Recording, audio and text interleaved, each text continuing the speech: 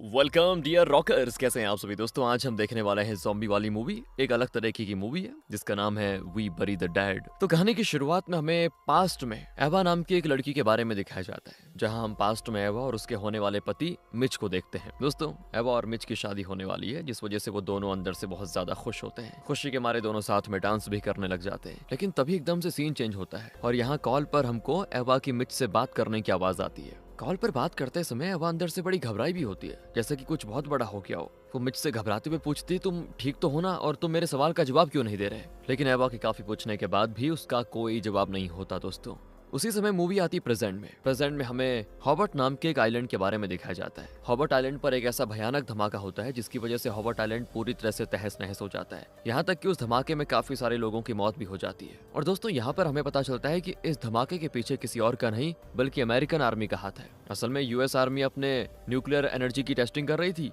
और इसी प्रयोग के दौरान गलती से वो न्यूक्लियर बम हॉबर्ट आइलैंड के पास जाके गिर जाता है, जिसके कारण वो पूरी तरह से तबाह हो जाता है। लेकिन वहाँ पे दिक्कत ये होती है कि उस न्यूक्लियर पावर की जो एनर्जी थी इतनी खतरनाक होती है कि सारे लोग वहाँ पे हमेशा हमेशा के लिए ज़ॉम्बी में बदल जाते हैं, क्योंकि उस एनर्जी का सीधा असर लोगों के दिमाग पर पड़ता है, जिस वजह से वो लोग पूरी तरह से एक जिंदा लाश की तरह बन जाते हैं। तभी हम एवा को प्लेन में बैठे हुए देखते हैं और एवा प्लेन में बैठकर हॉबर्ट आइलैंड में ही जा रही है। असल में उसका पति मिच जो था वो उसी आइलैंड पे काम करता है, और जब एवा को उस हादसे के बारे में पता चला तो एवा को अपने पति की बहुत चिंता सताने लग जाती है। इसलिए वो मिच को ढूंढने के लिए उसी आइलैंड पे जा रही है। वहीं दोस्तों, एवा के साथ प्लेन में काफी सारे लोग अपने परिवार वालों को ढूंढने के लिए उसी आइलैंड पे जा रहे हैं। मतलब अकेली नहीं है, और भी परिवार के लोग हैं। काफी देर सफर करने के बाद आखिरकार एवा उस आइलैंड पे पहुंच जाती है, और जब वो अपना सामान एयरपोर्ट के बाहर लाई रही होती है, इतने में एक लेडी ऑफिसर आकर एवा को रोकते हुए पूछती है कि तुम आइलैंड पे किस काम से आई हो। तो एवा कहती है, मेरा पति मिच इस आइलैंड पे फंसा हुआ है, बस इसीलिए मैं अपने पति को ढूंढने के लिए आई हूँ। फिर ये बातें सुनकर ऑफिसर को उस पर यकीन हो जाता है कि ये कोई जेन्युइन काम के लिए आई हुई है। पर दोस्तों, इसके बावजूद वो ऑफिसर एवा को बाहर जाने की इजाजत नहीं देती,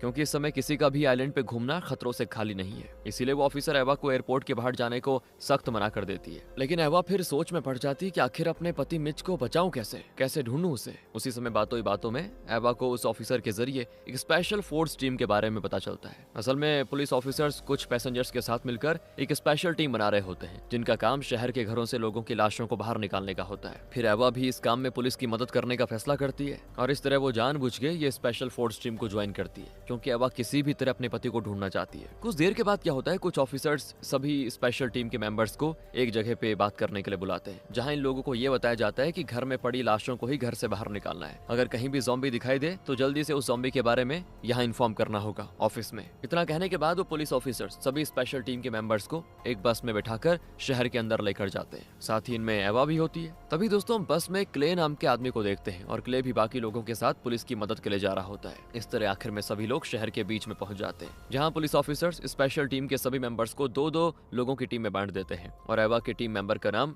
विकी होता है। तो यहाँ एवा और विकी मिलकर एक घर में जाते हैं लाश ढूंढने के लिए। हालांकि उनको डर भी लग रहा होता है ये काम करने में, क्योंकि पहले कभी किया नहीं, पर इसके बावजूद दोनों हिम्मत करके घर में लाश को ढूंढने में लग जाते हैं दोस्तों। और काफी देर ढूंढने के बाद आखिर में एवा और विक्की को उस घर के अंदर एक लाश पड़ी हुई दिखाई देती है, जिस पर वो जल्दी से लाश को घर के बाहर लेकर आ जाते हैं। दूसरी तरफ पुलिस भी सभी लाशों को एक बड़े से ट्रक में रखकर ले जाने लग जाती है। और दोस्तों, इतने में एवा की नजर अचानक से विक्की के ऊपर जाती है। एवा देखती है कि विक्की अंदर से बहुत ही ज्यादा घबराई भी लग रही है। असल में विक्की ने ये काम कभी किया नहीं था, और उसको अंदर से बड़ी घबराहट होती है काम करने में, तो वो डर के मारे एवा को छोड़कर वहां से भाग जाती है। वहीं दूसरी तरफ हम क्ले को भी देखते हैं, और उसका साथी भी एक नंबर का डरपोक निकलता है। वो भी उसका साथ छोड़कर वहां से भाग जाता है। जिसके बाद क्ले और एवा जब मिलते हैं तो ये दोनों आपस में अपनी टीम बनाते हैं और एक साथ मिलकर काम करने का फैसला करते हैं। इस तरह फिर दोनों साथ मिलकर काफी सारे घरों की लाशों को बाहर निकालते हैं। इसी दौरान उनको एक ऐसी लाश दिखाई देती है जिसको देखकर क्ले और एवा भी बहुत हैरान होते हैं, क्योंकि उस हादसे में लोग इस तरह से मरे थे कि बहुत मुश्किल था उनको देखना, उनको पहचाना ही मुश्किल पड़ गया था। अब ऐसे ही अगेन वो एक घर में लाश को ढूंढ रहे होते हैं, तो वहाँ उस घर में एक बहुत ही मोटी औरत की लाश होती है। लेकिन इतनी मोटी औरत है कि उसको दोनों बाहर नहीं निकाल पाते, तो इनको पुलिस फोर्स बुलानी पड़ जाती है वो लाश को बाहर निकालने के लिए। तो क्ले जाता है पुलिस फोर्स की मदद मांगने के लिए। तभी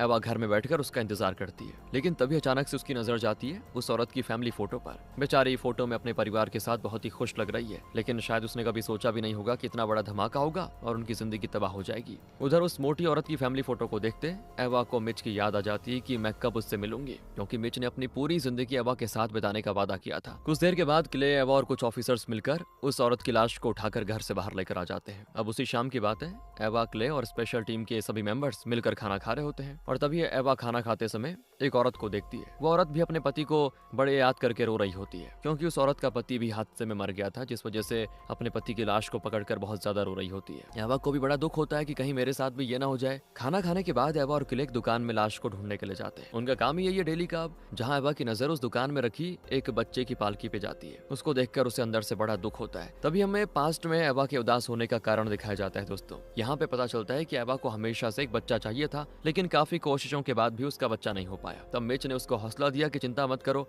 भगवान देगा हमें बच्चा एक न एक दिन। और इस तरह मिच ने उसको हिम्मत दी और उसी हिम्मत पे वो आज भी टिकी रही। लेकिन फिलहाल मिच गायब है दोस्तों। प्रेजेंट टाइम में जब एवा उस दुकान के अंदर लाश को ढूंढ रही होती है, उसी समय एवा को अचानक से उस दुकान में एक लेडी ज़ॉम्बी दिखाई देती है जो कि बहुत ही ज्यादा डरावनी लग रही है। उस ज़ॉम्बी को देखकर एवा पूरी तरह से डर जाती क्योंकि पहली बार उसने इतना भयानक ज़ॉम्बी देखा। साथ ही फिर वो आर्मी ऑफिसर्स को बता देती है, जिस पर वो ऑफिसर्स उस लेडी ज़ॉम्बी को गोली मारकर खत्म कर देते हैं। लेकिन ज़ॉम्बी के मरने के बाद भी एवा उसकी शक्ल को नहीं भुला पाती, इतनी खतरनाक थी वो। यही सोचती है कि मेरे पति की क्या हालत होगी, वो सही होगा भी या नहीं। इसलिए मिच के बारे में सोच कर एवा की जान जा रही होती है। अब हम रात के समय एवा को आर्मी कैंप में देखते हैं, जहां कैंप में सभी ऑफिसर्स आराम कर रहे होते हैं। वहीं दूसरी तरफ एवा अभी भी अपने पति के पास जाने के बारे में कोई प्लान कर रही है दोस्तों। असल में उसे इतना पता है कि उसका पति एंस्को नाम के एक रिजॉर्ट में काम करता था, जिस वजह से वो वहीं पे जाने का प्लान बनाती है। और जब कैंप का माहौल पूरी तरह से शांत होता है, तभी एवा इसी मौके का फायदा उठाकर भाग जाती है कैंप से। लेकिन जैसे ही भाग रही होती है, इतने में एक लेडी ऑफिसर उसको रोक देती है कि कहाँ जा रही हो। तो एवा बहाना करती है, बस अंदर बोर हो रही थी तो सोचा थोड़ा टहल लो यहाँ पे।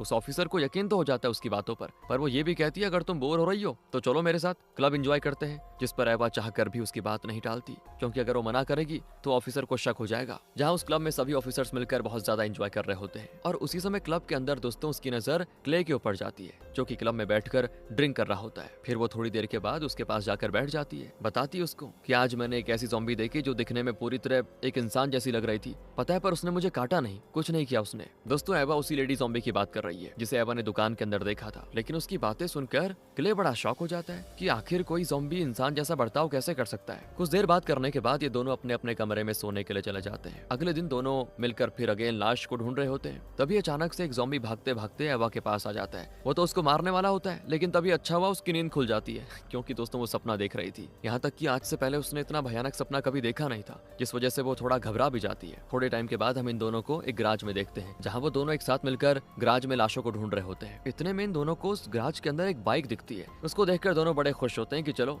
इसमें चलकर कुछ काम आसानी से तो हो जाएगा। और यहाँ पर एवा क्ले को अपने प्लान के बारे में भी बता देती है कि मैं अपने पति को एंस्को रिजॉर्ट में ढूंढना चाहती हूँ, वहीं पे वो काम करता था। क्ले भी उसकी इस काम में मदद करने को तैयार हो जाता है। तो जब ये बाइक निकालने जा रहा होता है, उसी समय एवा को गराज के अंदर से कुछ अजीब आवाज आती है। जैसे ही वो उस आवाज के पीछे जाती है ना, तो वहाँ पे एवा को एक लेडी ज़ॉम्बी खड़ी दिखाई देती है, जिसको देखकर एवा के पैरों तले जमीन खिसक जाती है। हाँ, पर वो ज़ॉम्बी एवा पे हमला नहीं करती, जिस वजह से एवा भी उस पर ज्यादा ध्यान नहीं देती और चले जाती है और ना ही पुलिस को बताती है, क्योंकि सोचती है पुलिस को बताऊंगी तो फालतू में यहीं अटक के रह जाऊंगी। इसीलिए वो चल देती है अपने पति को ढूंढने के लिए एंस्को रिजॉर्ट में क्ले के साथ बाइक पर। तो बाइक पर ये जा ही रहे होते हैं, तभी रास्ते में दोनों को आर्मी ऑफिसर्स की गाड़ी जाते हुए दिखाई देती है। अब उनसे बचकर ये किसी तरह सेफ जगह पे छुप जाते हैं। थोड़े टाइम के बाद दोनों अपनी मंजिल की तरफ बढ़ने लग जाते हैं। तो रास्ते में क्ले हॉस्पिटल से 2 ऑक्सीजन मास्क लेकर अपने पास रख लेता है, क्योंकि पूरे शहर में दोस्तों बहुत ही जहरीली गैस फैली हुई है जो कभी भी किसी को मार सकती है। तो दोनों ऑक्सीजन मास्क को पहनने के बाद आगे बढ़ते हैं। इसी बीच हमें पूरे शहर की हालत दिखाई जाती है और वो शहर पूरी तरह से जल के राख हो गया था दोस्तों। शहर की ऐसी हालत देखकर ये दोनों भी बड़े हैरान हो जाते हैं। काफी देर सफर करने के बाद थक भी जाते हैं दोनों,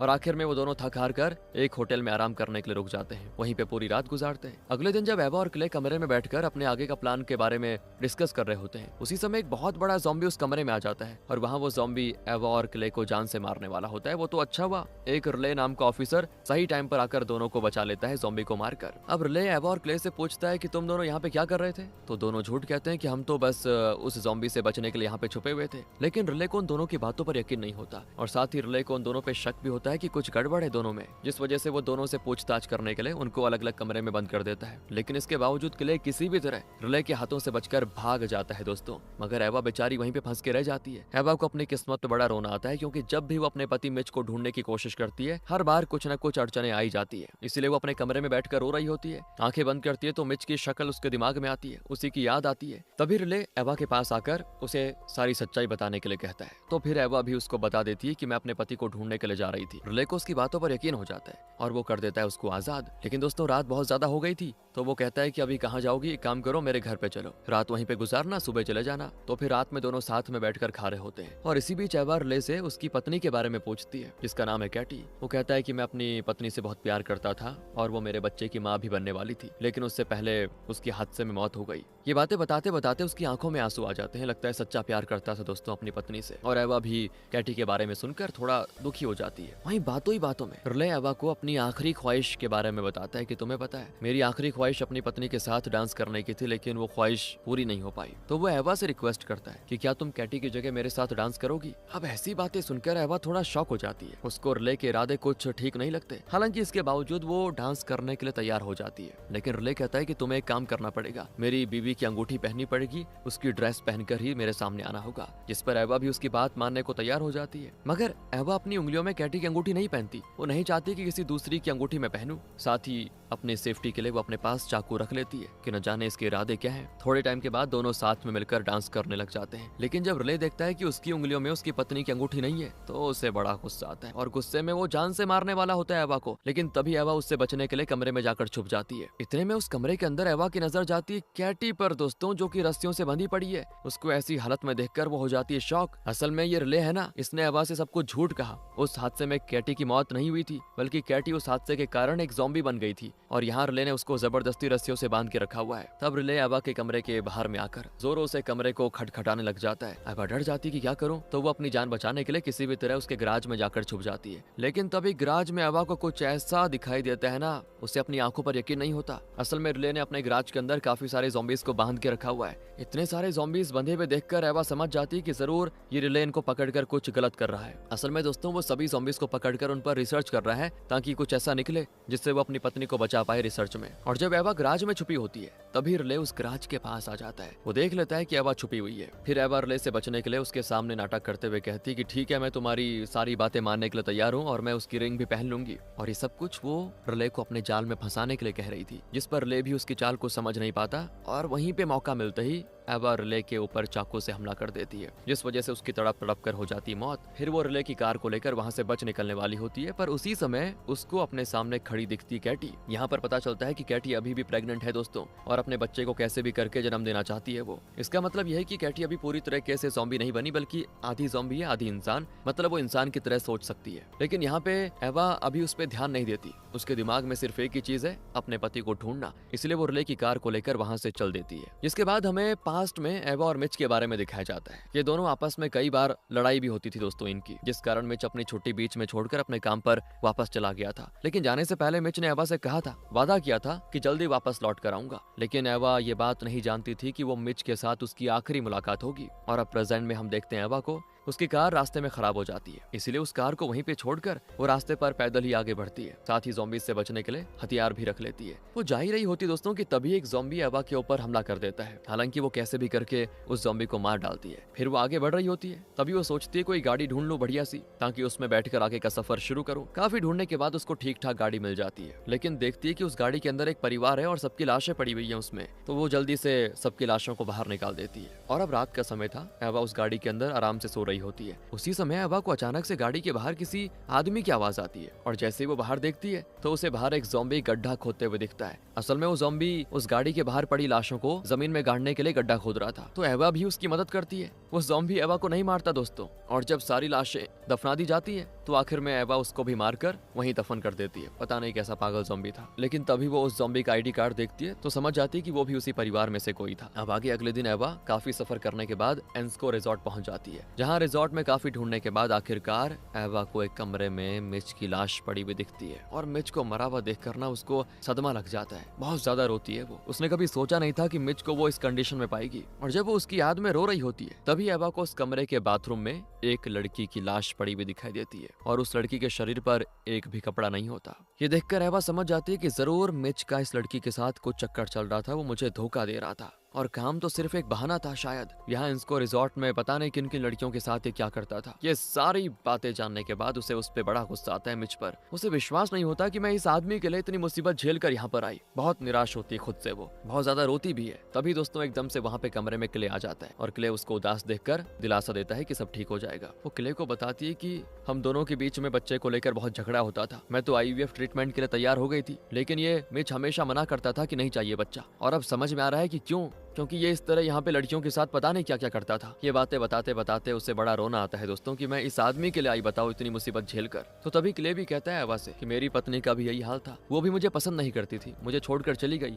मेरी बेटी को भी मुझसे अलग कर दिया। इस तरह दोस्तों दोनों की एक जैसी कहानी हो जाती है, क्योंकि दोनों के पार्टनर्स ने उनको धोखा दिया था। फिर एवा ठान लेती है कि आज के बाद वो कभी भी मिच की याद नहीं करेगी, क्योंकि वो समझ गई थी धोखेबाज इंसान था ये, बढ़िया वो मर गया। थोड़े टाइम के बाद एवा और क्ले मिलकर एक साथ रिजॉर्ट में एंजॉय करते हैं, और जब वो दोनों मजे कर रहे होते हैं इतने में ज़ॉम्बी एवा के ऊपर हमला करने वाला होता है, लेकिन फिर बड़ी मुश्किल से वो अगेन उसको मार डालती है। अब अगली सुबह दोस्तों एवा मिच की जो वेडिंग रिंग थी ना, वो भी अपने उंगलियों से निकाल कर फेंक देती है, क्योंकि वो नहीं चाहती कि मिच की कोई भी याद उससे जुड़ी रहे। अब आखिर में हम देखते हैं कि दोनों मिच की लाश को बोट में रखकर समुद्र में फेंक देते हैं। वहाँ पे ब्लास्ट होता है और आग में मिच की लाश जलकर राख हो जाती है। ये सब उसने मिच से बदला लेने के लिए किया था। जिसके बाद ये दोनों कार में बैठकर वापस जा रहे होते हैं, और तभी रास्ते में दोस्तों उनको रोड के बीचों बीच कैटी खड़ी दिखाई देती है, जहाँ उसको देखकर क्ले बड़ी हैरान, क्योंकि शायद उसने अपने बच्चे को जन्म दे दिया, उसका पेट अब नॉर्मल लग रहा है। और कैटी की आंखें देखकर साफ पता चलता है कि वो अपने बच्चे को एवा को सौंपना चाहती है, और फिर वो इशारों में लोकेशन बताती है कि उसका बच्चा कहाँ पे है। उसके इशारों को समझकर ये दोनों उस जगह पे जाते हैं, तो वहाँ पे कैटी का बच्चा रखा हुआ दिखाई देता है। उस बच्चे को देखकर दोनों अंदर से बड़े खुश होते हैं, शायद अब दोनों उसको पालेंगे, दोनों आगे शादी कर लेंगे। इसी के साथ दोस्तों ये कहानी यहाँ पे खत्म होती है। बाकी एवा के साथ अच्छा नहीं हुआ यार। मिलते हैं आपसे अगली वीडियो में, ध्यान रखिए अपना। Thanks for watching.